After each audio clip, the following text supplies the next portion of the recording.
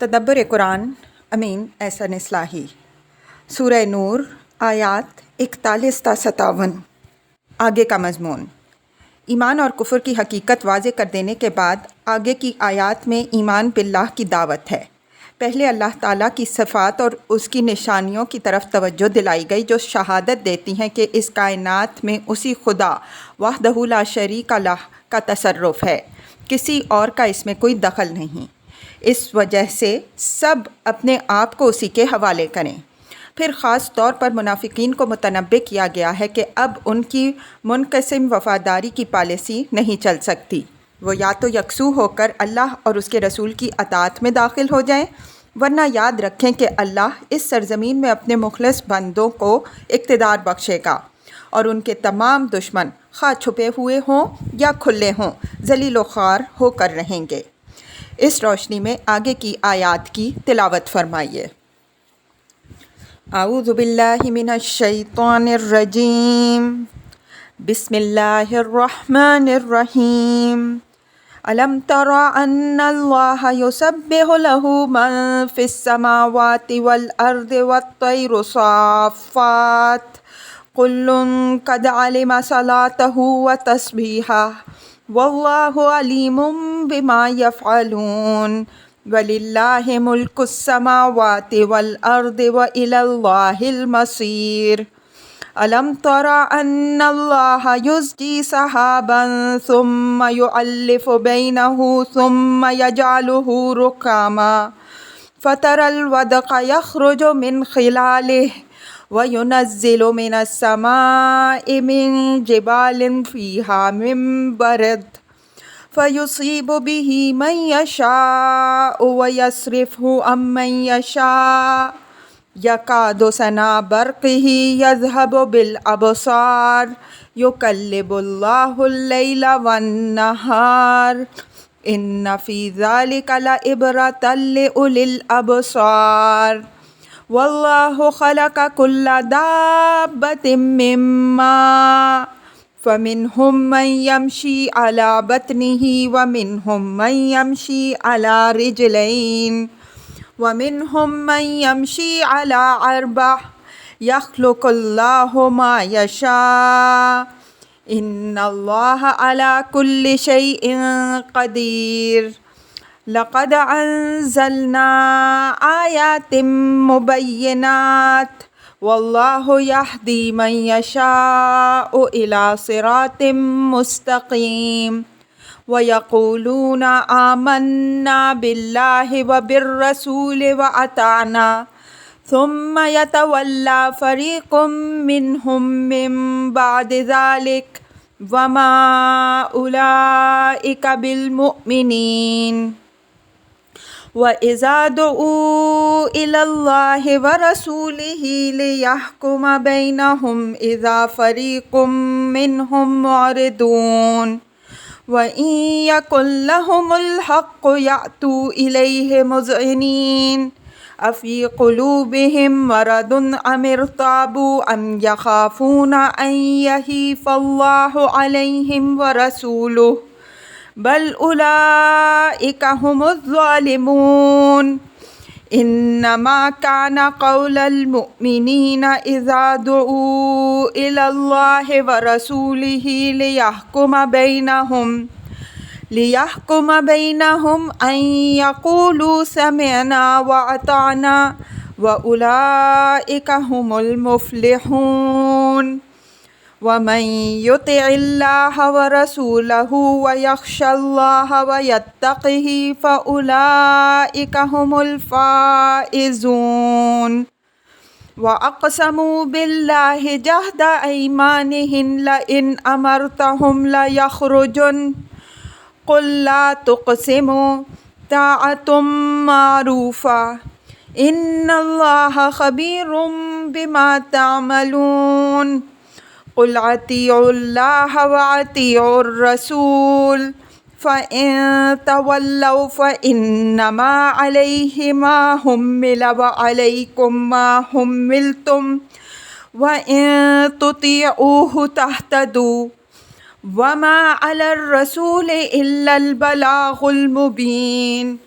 وعد اللہ الذین آمنوا منکم وعملوا الصالحات لیستخلفنہم فی الارض کما استخلف الذین من قبلہم وَلَيُمَكِّنَنَّ لَهُمْ دِينَهُمُ الَّذِي ارْتَضَىٰ لَهُمْ وَلَيُبَدِّلَنَّهُم مِّن بَعْدِ خَوْفِهِمْ أَمْنًا يَعْبُدُونَنِي لَا يُشْرِكُونَ بِي شَيْئًا وَمَن كَفَرَ بَعْدَ ذَٰلِكَ فَأُولَٰئِكَ هُمُ الْفَاسِقُونَ وَأَقِيمُوا الصَّلَاةَ وَآتُوا الزَّكَاةَ وَأَطِيعُوا الرَّسُولَ لَعَلَّكُمْ تُرْحَمُونَ لَا تَحْسَبَنَّ الَّذِينَ كَفَرُوا مُعْجِزِينَ فِي الْأَرْضِ وَمَأْوَاهُمُ النَّارُ وَلَبِئْسَ الْمَصِيرُ۔ ترجمہ: دیکھتے نہیں کہ اللہ ہی کی تسبیح کرتے ہیں جو آسمانوں اور زمین میں ہیں، اور پرندے بھی پروں کو پھیلائے ہوئے، ہر ایک کو اپنی نماز اور تسبیح معلوم ہے، اور اللہ باخبر ہے اس چیز سے جو وہ کر رہے ہیں، اور اللہ ہی کے لیے ہے آسمانوں اور زمین کی بادشاہی، اور اللہ ہی کی طرف ہے سب کی واپسی۔ دیکھتے نہیں کہ اللہ ہانکتا ہے بادلوں کو، پھر ان کو آپس میں ملا دیتا ہے، پھر ان کو تہ بتہ کر دیتا ہے، پھر دیکھتے ہو کہ ان کے بیچ سے میں نکلتا ہے، اور آسمان سے اس کے اندر پہاڑوں سے اولے برساتا ہے، پس جن پر چاہتا ہے ان کو نازل کرتا ہے اور جن سے چاہتا ہے ان کو ہٹا دیتا ہے۔ اس کی بجلی کی کوند معلوم ہوتا ہے کہ نگاہوں کو اچک لے جائے گی۔ اللہ ہی ہے جو رات اور دن کو گردش دیتا ہے، بے شک ان چیزوں کے اندر اہل نظر کے لیے بڑا سامان عبرت ہے۔ اور اللہ نے پیدا کیا ہر جاندار کو پانی سے، تو ان میں سے بعض تو اپنے پیٹ کے بل چلتے ہیں، اور ان میں سے بعض 2 پاؤں سے چلتے ہیں، اور ان میں سے بعض 4 پیروں پر چلتے ہیں۔ اللہ جو چاہے پیدا کر دیتا ہے، بے شک اللہ ہر چیز پر قادر ہے۔ ہم نے واضح کر دینے والی آیات اتار دیں، اور اللہ ہی جس کو چاہتا ہے سیدھی راہ کی ہدایت دے دیتا ہے۔ اور یہ دعویٰ کرتے ہیں کہ ہم اللہ اور رسول پر ایمان لائے اور ہم نے اطاعت کی، پھر ان میں سے ایک گروہ پھر جاتا ہے، اور یہ لوگ در حقیقت مومن ہی نہیں ہیں۔ اور جب یہ اللہ اور رسول کی طرف بلائے جاتے ہیں کہ رسول ان کے درمیان فیصلہ کرے، تو ان میں سے ایک گروہ پہلو تہی کرتا ہے، اور اگر حق ان کو ملنے والا ہو تو اس کی طرف نہایت فرمانبردارانہ آتے ہیں۔ کیا ان کے دلوں میں بیماری ہے، یا یہ بھی شک میں پڑے ہوئے ہیں، یا ان کو اندیشہ ہے کہ اللہ اور اس کے رسول ان کے ساتھ نافرمانی کے باعث ناانصافی کریں گے؟ بلکہ یہ لوگ خود ہی ظالم ہیں۔ اہل ایمان کی بات تو یہ ہوتی ہے کہ جب وہ اپنی کسی باہمی نزاع کے فیصلے کے لیے اللہ اور اس کے رسول کی طرف بلائے جاتے ہیں تو کہتے ہیں کہ ہم نے سنا اور مانا، اور در حقیقت یہی لوگ ہیں جو فلاح پانے والے ہیں۔ اور جو اللہ اور اس کے رسول کی اطاعت کریں گے، اور جو اس سے ڈریں گے اور اس کے حدود کی پاسداری کریں گے، وہی لوگ ہیں جو فائز المرام ہوں گے۔ اور انہوں نے پکی پکی قسمیں کھائیں کہ اگر تم ان کو جہاد کا حکم دو گے تو وہ ضرور نکلیں گے۔ کہہ دو کہ قسمیں نہ کھاؤ، بس دستور کے مطابق اطاعت اصلی چیز ہے۔ جو کچھ تم کر رہے ہو اللہ اس سے خوب باخبر ہے۔ ان سے کہہ دو کہ اللہ کی اطاعت کرو اور رسول کی اطاعت کرو، بس اگر تم اعراض کرو گے تو یاد رکھو کہ رسول پر صرف وہ ذمہ داری ہے جو اس پر ڈالی گئی ہے، اور تم پر وہ ذمہ داری ہے جو تم پر ڈالی گئی ہے۔ اور اگر تم اس کی اطاعت کرو گے تو راہیاب ہوگے، اور رسول پر صرف واضح طور پر پہنچا دینے کی ذمہ داری ہے۔ تم میں سے جو لوگ ایمان لائے اور جنہوں نے عمل صالح کیے، ان سے اللہ کا وعدہ ہے کہ ان کو ملک میں اقتدار بخشے گا، جیسا کہ ان لوگوں کو اقتدار بخشا جو ان سے پہلے گزرے، اور ان کے اس دین کو متمکن کرے گا جس ان کے لیے پسندیدہ ٹھہرایا، اور ان کی اس خوف کی حالت کے بعد اس کو امن میں بدل دے گا۔ وہ میری ہی عبادت کریں گے اور کسی چیز کو میرا شریک نہیں ٹھہرائیں گے، اور جو اس کے بعد کفر کریں گے تو در حقیقت وہی لوگ نافرمان ہیں۔ اور نماز کا اہتمام رکھو اور زکوٰۃ دیتے رہو اور رسول کی اطاعت کرو تاکہ تم پر رحم کیا جائے، اور ان کافروں کی نسبت یہ گمان نہ کرو کہ یہ زمین میں ہمارے قابو سے باہر نکل جائیں گے، اور ان کا ٹھکانہ دوزخ ہے، اور وہ بے شک نہایت ہی برا ٹھکانہ ہے۔ الفاظ کی تحقیق اور آیات کی وضاحت۔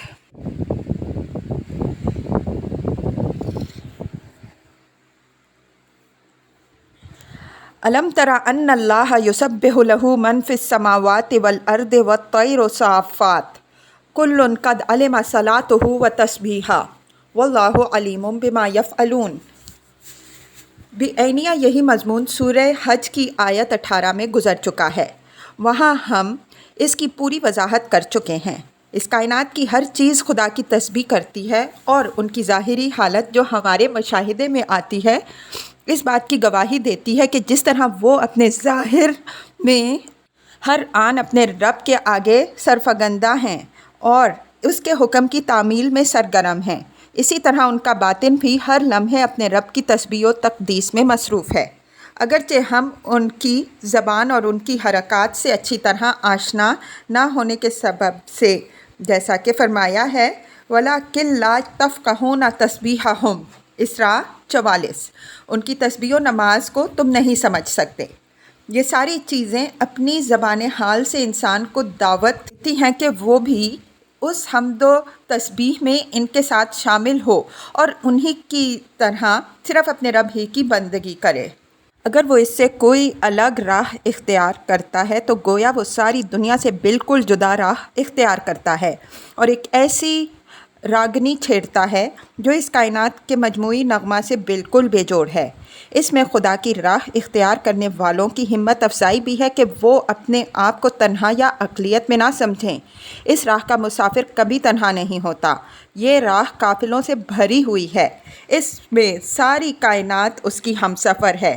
اگر تھوڑے سے ناشکرے انسان اس سے الگ ہوں تو ان کی علیحدگی سے وہ کیوں بد دل ہوں اور مایوس ہو، جبکہ خدا کے آسمان و زمین، اس کے شمس و قمر، اس کے دریا اور پہاڑ اور اس کے سارے چرند پرند ہر وقت اس کے ہم رکاب ہیں۔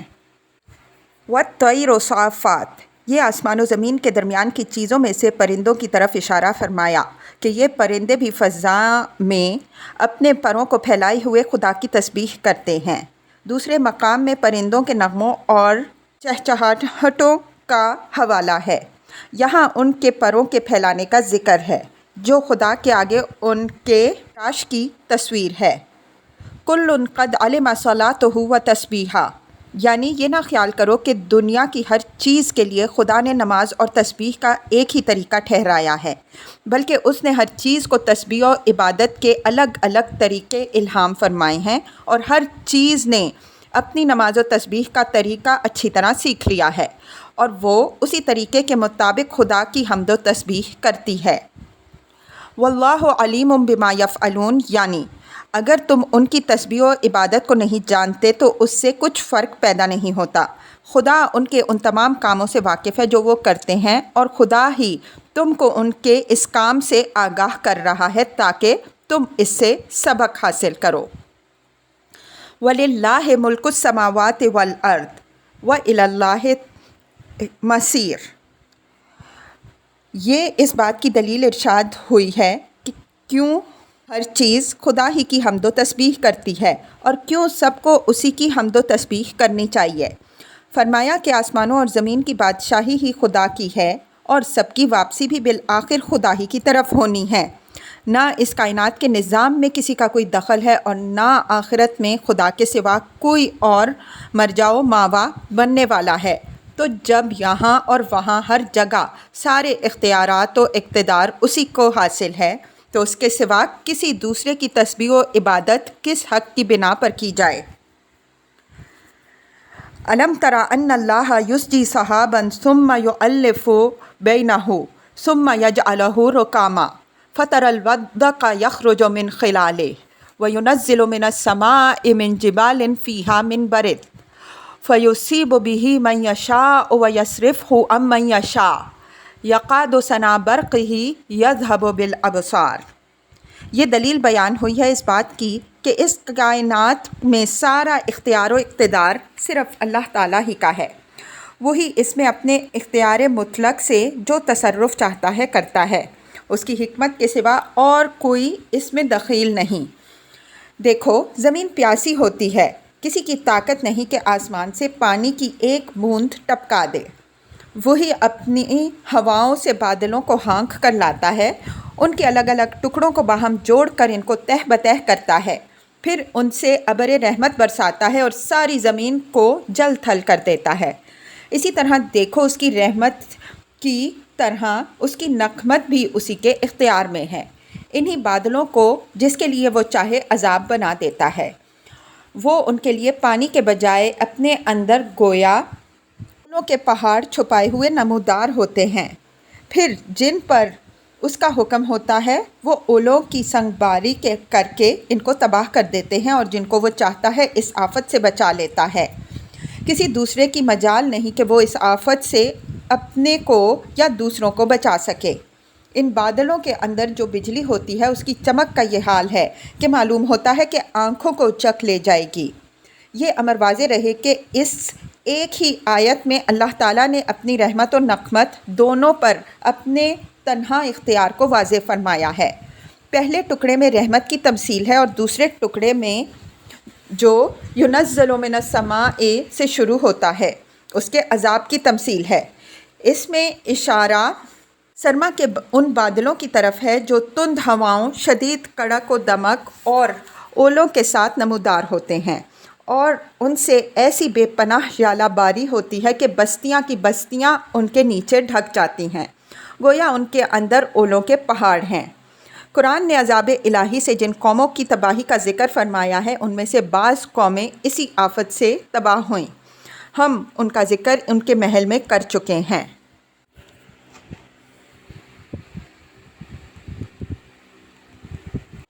یقلب اللہ اللیل والنہار ان فی ذلک لعبرۃ لأولی الابصار۔ اسی طرح رات کے بعد دن اور دن کے بعد رات کو لانا بھی خدا ہی کے اختیار میں ہے۔ کسی کی طاقت نہیں کہ رات میں دن ظاہر کر دے یا دن میں رات نمودار کر دے، یا ان کی آمد و شد میں منٹ یا سیکنڈ کا فرق ہی پیدا کر دے۔ فرمایا کہ ان تمام باتوں کے اندر جن کی طرف اوپر اشارہ کیا گیا ہے اہل نظر کے لیے بڑا سامان عبرت ہے۔ عبرہ کا مفہوم ہم دوسرے مقام میں واضح کر چکے ہیں کہ ایک حقیقت سے دوسری حقیقت تک عبور کر جانا ہے، یعنی جو لوگ وہ نظر رکھتے ہیں جو ظاہر کے اندر باطن اور جزیات کے اندر کلیات کو دیکھ لینے والی ہے، ان کو ان مشاہدات کے بعد اس بات میں ذرا بھی شک باقی نہیں رہ جاتا کہ یہ کائنات ایک خدائے حکیم و قدیر کی بنائی ہوئی ہے جو اس ساری کائنات پر یکا و تنہا حاکم و متصرف ہے۔ اس وجہ سے تنہا وہی حقدار ہے کہ اس کی عبادت و اطاعت کی جائے۔ یہ امر ملحوظ رہے کہ یہی عبرہ انسانیت کا اصلی جوہر ہے۔ اگر یہ جوہر کسی کے اندر نہیں ہے تو وہ انسان نہیں بلکہ حیوان ہے جو آنکھ ظاہر کے اندر باطن کو نہ دیکھ سکے، وہ کور ہے۔ طرح میں دجلہ دکھائی نہ دے اور جز میں کل کھیل لڑکوں کا ہوا، دیدائے بینا نہ ہوا۔ واللہ خلق کل دابۃ من ماء فمنہم من یمشی علی بطنہ ومنہم من یمشی علی رجلین ومنہم من یمشی علی اربع یخلق اللہ ما یشاء ان اللہ علی کل شیء قدیر۔ یعنی انواع و اجناس اور اشکال و صور کا اختلاف اور تعدد بھی اس بات کی دلیل نہیں ہے کہ اس کائنات میں مختلف ارادے کار فرما ہیں جیسا کہ نادان مشرکوں نے سمجھا، بلکہ یہ اس دنیا کے خالق کی قدرت و حکمت کی دلیل ہے۔ ایک ہی پانی سے اس نے تمام جانداروں کو وجود بخشا، ان میں سے بعض پیٹوں کے بل رینگتے ہوئے چلتے ہیں، بعض 2 ٹانگوں پر چلتے ہیں اور بعض 4 پیروں پر چلتے ہیں۔ کون کہہ سکتا ہے کہ 2 ٹانگوں والا ایک الگ اور 4 ٹانگوں والوں کا خالق الگ خدا ہے؟ سب کا خالق ایک ہی ہے، وہی اپنی قدرت سے جو چاہے پیدا کرتا ہے اور جس کو جو شکل و صورت دینا چاہے دیتا ہے، وہ ہر چیز پر قادر ہے۔ اس وجہ سے سب کو چاہیے کہ اپنے آپ کو اسی کے حوالے اور اسی کی بندگی و اطاعت کریں۔ لقد انزلنا آیات مبینات واللہ یہدی من یشاء الی صراط مستقیم۔ یہ اسی طرح کی تنبیہ ہے جس طرح کی تنبیہ آیت 34 میں گزر چکی ہے۔ مطلب یہ ہے کہ ہم نے یہ آنکھیں کھول دینے والی اور صراط مستقیم کو دکھا دینے والی آیتیں اتار دی ہیں۔ اب ہم اپنی سنت کے مطابق ان لوگوں کو صراط مستقیم کی ہدایت دیں گے جو اس کے طالب بنیں گے۔ رہے نا قدرے اور نا شکرے لوگ تو وہ اپنی خواہشات نفس کی تاریکیوں میں بھٹکتے رہیں گے یہاں تک کہ ان کا انجام ان کی آنکھوں کے سامنے آ جائے گا۔ یہ بات ہم جگہ جگہ واضح کر چکے ہیں کہ خدا نے اپنی مشیت کو اپنی سنت کے تحت رکھا ہے، جو اس اعتبار سے تو مطلق ہے کہ خدا کے سوا کوئی دوسرا اس کو بدل نہیں سکتا، لیکن اس کی ہر مشیت اس کی حکمت کے ساتھ ہے۔ وَيَقُولُونَ آمَنَّا بِاللَّهِ وَبِالرَّسُولِ وَأَطَعْنَا ثُمَّ يَتَوَلَّىٰ فَرِيقٌ مِّنْهُم مِّن بَعْدِ ذَٰلِكَ وَمَا أُولَٰئِكَ بِالْمُؤْمِنِينَ۔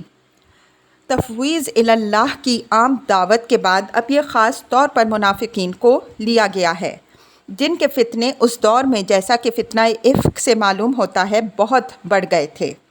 فرمایا کہ جہاں تک زبانی اظہار و اعلان کا تعلق ہے، یہ بھی دوسرے مسلمانوں کی طرح اللہ اور رسول کے ایمان اور اطاعت کا دعویٰ کرتے ہیں، لیکن جب اس دعوی ایمان و اطاعت کے امتحان کا وقت آتا ہے تو یہ بالکل پھسڈی ثابت ہوتے ہیں۔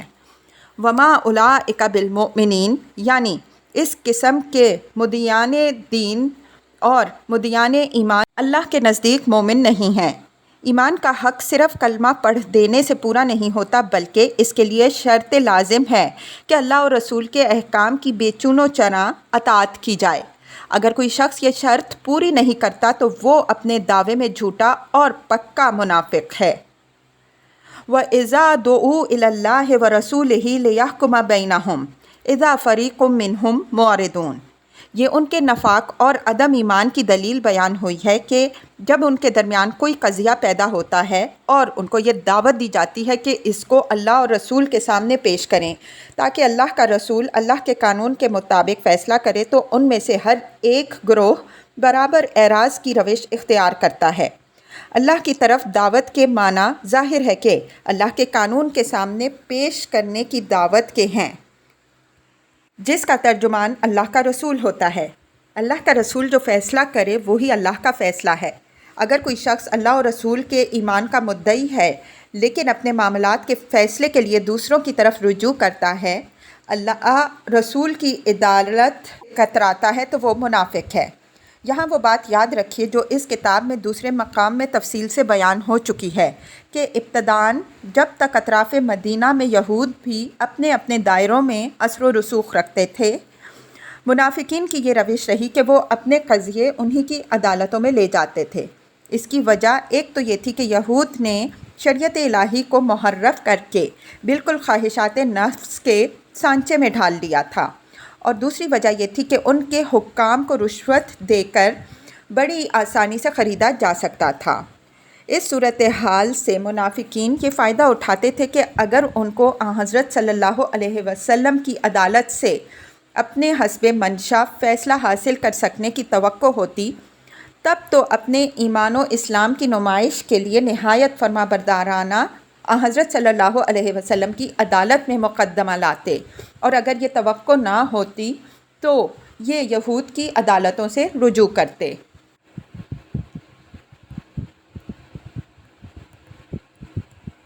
وَإِن يَكُن لَهُمُ الْحَقُّ يَأْتُوا إِلَيْهِ مُذْعِنِينَ، یعنی اگر انہیں یہ اندازہ ہوتا کہ پیش نظر قضیہ میں اسلام کے قانون کا فیصلہ ان کے حق میں ہے، تب تو نہایت فرمانبردارانہ معاملہ پیغمبر صلی اللہ علیہ وسلم کی عدالت میں لاتے، اور اگر یہ اندازہ ہوتا کہ اسلام کا قانون ان کے مفاد کے خلاف ہے تو یہود کی عدالتوں میں لے جاتے۔ ان کی اس روش کو قرآن نے تحاکم الی الطاغوت کی تعبیر دی ہے اور اس کو شرک قرار دیا ہے، جس کی وضاحت ہم اس کے محل میں کر چکے ہیں۔ افی قلوبہم مرض ام ارتابوا ام یخافون ان یحیف اللہ علیہم ورسولہ بل اولئک ھم الظالمون۔ لفظ مرض، جیسا کہ ہم اس کے محل میں واضح کر چکے ہیں، قرآن میں حسد کی تعبیر کے لیے بھی آیا ہے اور نفاق کی تعبیر کے لیے بھی۔ یہاں قرینہ دلیل ہے کہ اس سے نفاق مراد ہے۔ حسد و نفاق دونوں کا دل کی بیماری کی حالت ہونا واضح ہے۔ ارتیاب کے معنی مبتلائے شک ہونے کے ہیں۔ یہ شک نبی صلی اللہ علیہ وسلم کی رسالت کے باب میں بھی ہو سکتا ہے اور اسلام کے مستقبل کے باب میں بھی۔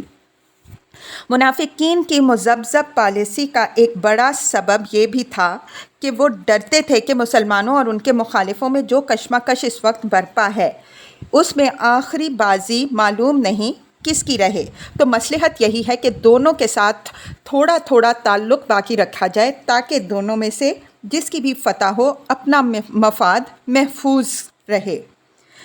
حیف کے معنی ظلم و جور کے ہیں۔ فرمایا کہ ان منافقین نے یہ پالیسی اختیار کر رکھی ہے، یہ 3 حالتوں سے خالی نہیں، یا تو ان کے دلوں کے اندر نفاق کا روگ ہے، یا وہ رسول کی رسالت اور اسلام کے مستقبل کی طرف سے ابھی شک میں ہیں، یا انہیں اندیشہ ہے کہ اگر وہ اپنے معاملات اللہ اور رسول کی عدالت میں لائیں گے تو اللہ اور رسول ان کے ساتھ ناانصافی کریں گے۔ اب وہ خود یہ فیصلہ کریں کہ وہ ان تینوں میں سے کس ایک بیماری میں مبتلا ہیں یا بیک وقت تینوں ہی میں مبتلا ہیں۔ ان میں سے جو بات بھی ہو بہرحال وہ ایمان کے منافی ہے۔ بل اولئک ھم الظالمون، یعنی انہیں اللہ اور رسول سے ظلم و ناانصافی کا اندیشہ ہے، حالانکہ وہ یہ روش اختیار کر کے خود اپنی جانوں پر ظلم ڈھا رہے ہیں۔ وہ اپنے گمان میں اپنے مستقبل کے مفاد کو محفوظ کر رہے ہیں، حالانکہ انہوں نے ایک گرتی دیوار کے سائے میں پناہ لی ہے۔ انما کان قول المؤمنین اذا دعوا الی اللہ ورسولہ لیحکم بینہم ان یقولوا سمعنا واطعنا واولئک ھم المفلحون۔ یہ سچے مسلمانوں کی شان بتائی ہے کہ ان کو جب کسی معاملے کے فیصلے کے لیے اللہ اور رسول کی طرف بلایا جائے تو ان کی شان یہ ہونی چاہیے کہ وہ یہ کہتے ہیں کہ اس کو قبول کریں، ہم نے سنا اور مانا۔ فرمایا کہ جو لوگ اس طرح ہر لوث اور ہر طمع و خوف سے بالا تر ہو کر اپنے آپ کو اللہ اور رسول کے حوالے کریں گے، در حقیقت دنیا اور آخرت دونوں میں اپنے حقیقی مفاد کو محفوظ کرنے والے ہی ہیں، نہ کہ یہ لوگ جو بیک وقت کفر و اسلام دونوں سے اپنے مفاد کے حد تک دوستی رکھنا چاہتے ہیں۔ یہ 2 کشتیوں کے سوار لازماً ڈوب کے رہیں گے۔ وَمَن يُطِعِ اللَّهَ وَرَسُولَهُ وَيَخْشَ اللَّهَ وَيَتَّقِهِ فَأُولَئِكَ هُمُ الْفَائِزُونَ۔ یتقی میں تخفیف کی وجہ سے لفظ کی شکل کچھ بدل گئی ہے، لیکن اس قسم کی تخفیف عربی میں معروف ہے۔ خشیہ اور تقویٰ یہاں دونوں لفظ ایک ساتھ استعمال ہوئے ہیں۔ ہمارے نزدیک خشیہ یہاں دل کی حالت کی تعبیر ہے اور تقویٰ سے مراد حدود الہی کی پاسداری ہے، یعنی ایک کا تعلق باطن سے ہے اور دوسرے کا تعلق ظاہر سے۔ فرمایا کہ اصل فائز المرام ہونے والے وہ لوگ ہیں جو نرم اور گرم ہر حالت میں اپنے تمام ذاتی اغراض و مفادات سے بالا تر ہو کر اللہ اور رسول کی اطاعت کریں اور ان کے دلوں میں اللہ کا خوف ہو، اور وہ اپنی روزمرہ کی زندگی میں خدا کے حدود کی پوری پاسداری کریں۔ اس سے معلوم ہوا کہ نجات و فلاح کے لیے اول تو مجرد دعوی ایمان کافی نہیں، بلکہ اس کے ساتھ اللہ اور اس کے رسول کی اطاعت بھی شرط لازم ہے۔ ثانیاً محض اطاعت بھی کافی نہیں ہے، بلکہ اس اطاعت کے ساتھ خدا کی خشیت اور تقویٰ کا ہونا بھی ضروری ہے۔ فرمایا کہ فَأُولَئِكَ هُمُ الْفَائِزُونَ، یہی لوگ فائز المرام ہونے والے ہیں۔ رہے وہ مفاد پرست جو محض اپنے مفاد کی حد تک اللہ اور رسول کا ساتھ دینا چاہتے ہیں، اللہ اور رسول کو ان سے کوئی تعلق نہیں ہے۔ وَأَقْسَمُوا بِاللَّهِ جَهْدَ أَيْمَانِهِمْ لَئِنْ أَمَرْتَهُمْ لَيَخْرُجَنَّ قُلْ لَا تُقْسِمُوا طَاعَةٌ مَّعْرُوفَةٌ إِنَّ اللَّهَ خَبِيرٌ بِمَا تَعْمَلُونَ۔ سماع و طاعت کا عہد کرنے کے باوجود منافقین جس طرح رسول اللہ صلی اللہ علیہ وسلم کی عدالت سے کتراتے تھے، اسی طرح جہاد سے بھی کتراتے تھے۔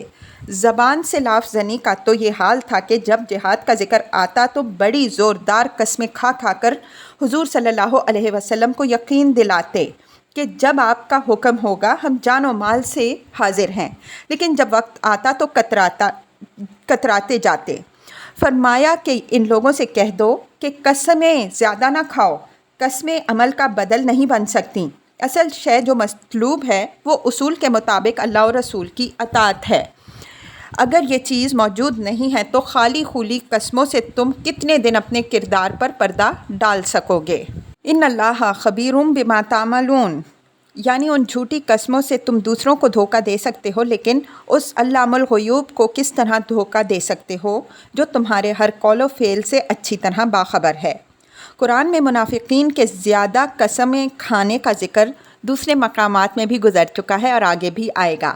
اس کی نفسیاتی وجہ ہم واضح کر چکے ہیں کہ جن کے پاس کردار کی شہادت موجود نہیں ہوتی وہ اپنے کو معتبر ثابت کرنے کے لیے قسموں کو ذریعہ بناتے ہیں۔ ان کے دلوں کے اندر یہ چور چھپا ہوا ہوتا ہے کہ جب تک وہ قسم نہیں کھائیں گے مخاطب ان کی بات باور نہیں کرے گا۔ سکا اور صاحب کردار آدمی کو اپنے کردار پر اعتماد ہوتا ہے، اس وجہ سے اس کو قسم کھانے کی ضرورت زیادہ پیش نہیں آتی۔ طاعتم معروفہ اسی طرح کا جملہ ہے جس طرح فصبر جمیل ہے۔ یہ خبر محذوف کا مبتدا بھی ہو سکتا ہے، اس لیے کہ اگر نکرہ موصوف ہو تو اس کے اندر مبتدا ہونے کی صلاحیت پیدا ہو جاتی ہے، اور مبتدا محذوف کی خبر بھی۔ دونوں ہی صورتوں میں مفہوم میں کوئی فرق نہیں پیدا ہوگا، اس لیے کہ اس قسم کے حذف سے اصل مقصود مخاطب کی پوری توجہ کو مرکوز پر مرتکز کرنا ہوتا ہے، اور یہ چیز دونوں ہی صورتوں میں یہاں حاصل ہے۔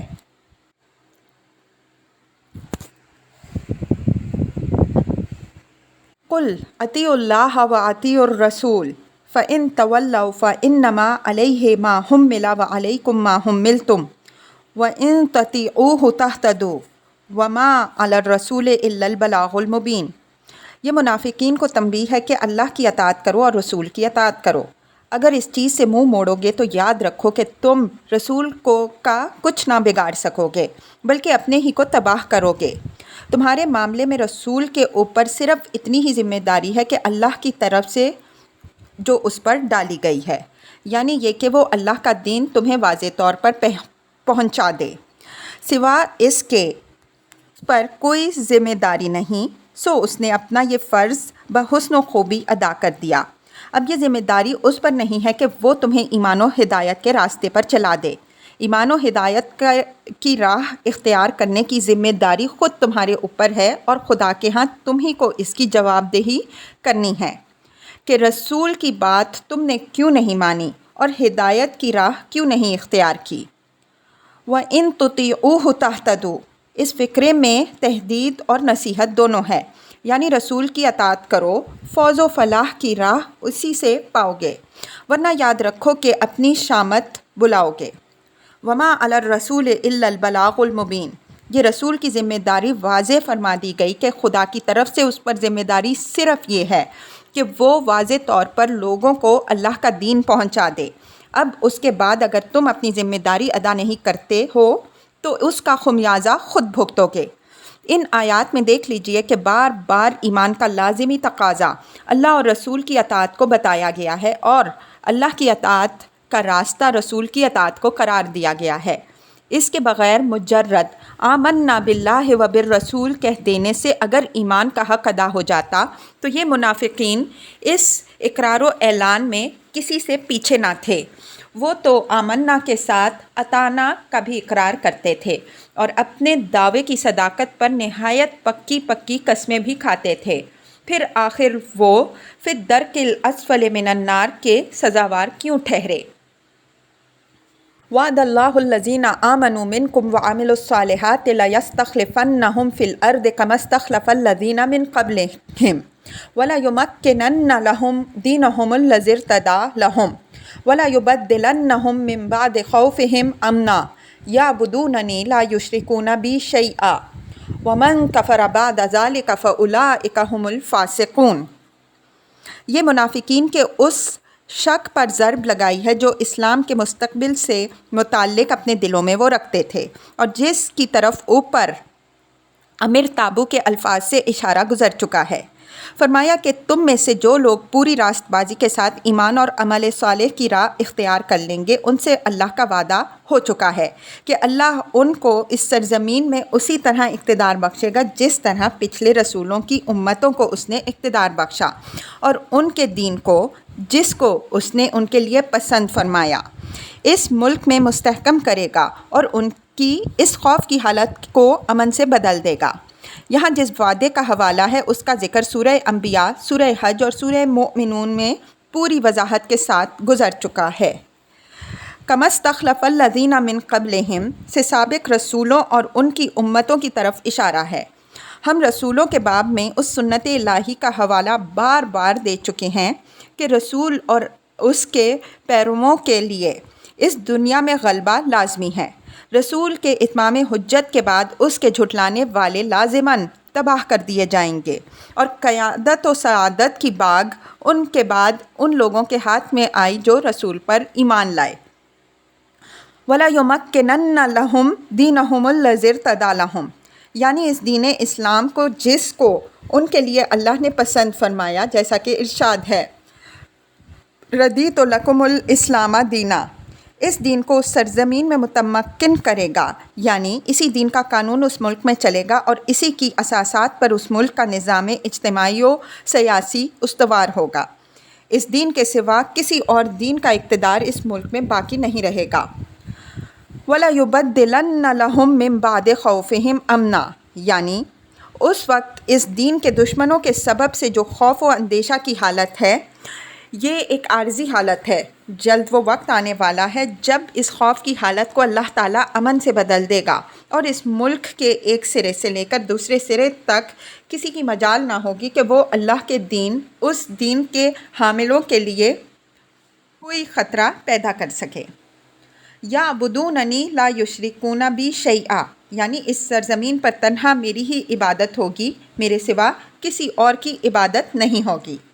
اللہ تعالیٰ کا یہ وعدہ فتح مکہ کی فتح کے بعد جس طرح پورا ہوا، وہ تاریخ کی ایک ایسی حقیقت ہے جس کو کوئی جھٹلا نہیں سکتا۔ یہاں تک کہ پورے جزیرۃ العرب کے متعلق نبی صلی اللہ علیہ وسلم کا یہ اعلان فرما دیا گیا، لا یجتمع فیہا دینان، اس میں دو دین جمع نہیں ہو سکتے۔ ومن کفر بعد ذالک فاولئک ھم الفاسقون، یعنی آج تو ابھی امتحان اور آزمائش کا مرحلہ ہے، اس وجہ سے ان لوگوں کو بھی مہلت ملی ہوئی ہے جو اللہ کے دین کی مخالفت کر رہے ہیں، لیکن آگے فیصلے کی گھڑی بھی آنے والی ہے۔ اس وقت وہ لوگ اپنے انجام کو دیکھ لیں گے جو اللہ اور اس کے رسول کی نافرمانی کر رہے ہیں۔ فَأُولَٰئِکَ هُمُ الْفَاسِقُونَ سے مقصود اس کے لازم کی طرف اشارہ ہے۔ وَأَقِیمُوا الصَّلَاةَ وَآتُوا الزَّکَاةَ وَأَطِیعُوا الرَّسُولَ لَعَلَّکُمْ تُرْحَمُونَ، یہ علاج بتایا گیا ہے کہ اپنے دلوں کو نفاق، خوف اور شک کے امراض سے پاک رکھنا چاہتے ہو تو نماز کا اہتمام کرو، زکوٰۃ ادا کرو اور رسول کے ہر حکم کی بے چون و چرا اطاعت کرو۔ اگر یہ راہ اختیار کرو گے تو تم پر اللہ کی رحمت ہوگی اور تم دنیا اور آخرت دونوں میں فائز المرام ہوگے۔ لا تحسبن الذین کفروا معجزین فی الارض ومأواہم النار ولبئس المصیر، ان منافقین کے دلوں پر اللہ کے مخالفین خصوصاً قریش کی جو ہیبت طاری تھی، یہ اس کو دور فرمایا کہ ان کافروں کے متعلق یہ خیال نہ کرو کہ یہ ہمارے قابو سے باہر ہیں، یہ اس زمین میں بھی ہمارے قابو میں ہیں اور آخرت میں تو ان کے لیے بہرحال دوزخ ہی ہے، اور یاد رکھو کہ وہ نہایت ہی برا ٹھکانہ ہے۔